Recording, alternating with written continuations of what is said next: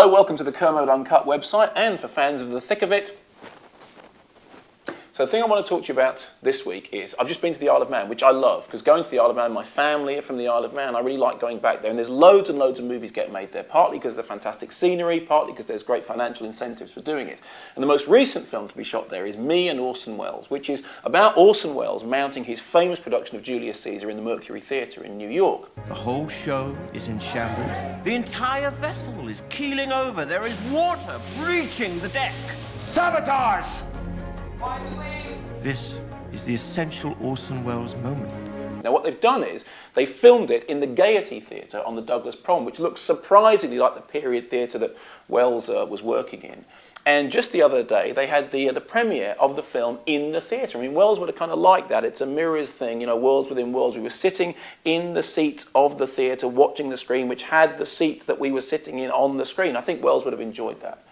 But here's the interesting thing. The film's got a central performance by Christian Mackay, who plays Orson Welles. Loads of people have tried to do Welles on screen, and he does a really good job of it. He really nails it. I'd be surprised if we don't see his name coming up in the awards season. And I like the film. I've seen it a couple of times now. And then I saw the poster for it. And the poster was three smiling faces, the centre of it, Zac Efron, who I also like very much. And then the tagline across the top was a quote from Alan Frank in the Daily Star, which said, "The feel-good film of the year." And I thought, really?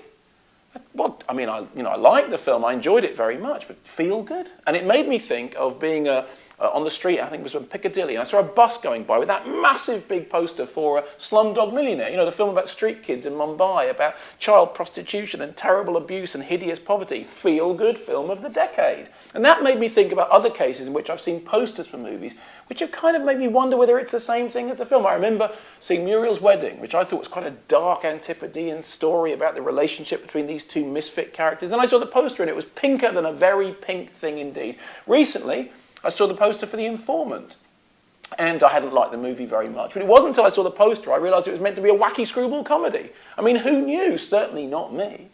So, here's your homework for this week. Twofold. Firstly, let me know which film this year has left you feeling most good. What was your feel-good film of the year? Bear in mind that if we were talking about 1973 or 74, probably my feel-good film of the year would have been The Wicker Man, because I felt really good after having been really scared and really upset. I remember John Carpenter telling me that after watching Texas Chainsaw Massacre, he went home and slept like a baby because his soul had been pacified and he felt good.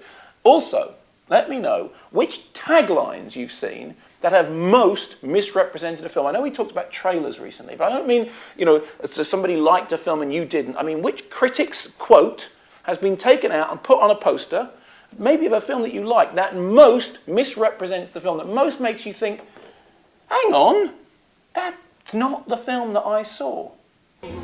My God, if you love dance, you must see them. Will you let me take you tonight? All right, listen, everybody. Feel-good film of the year?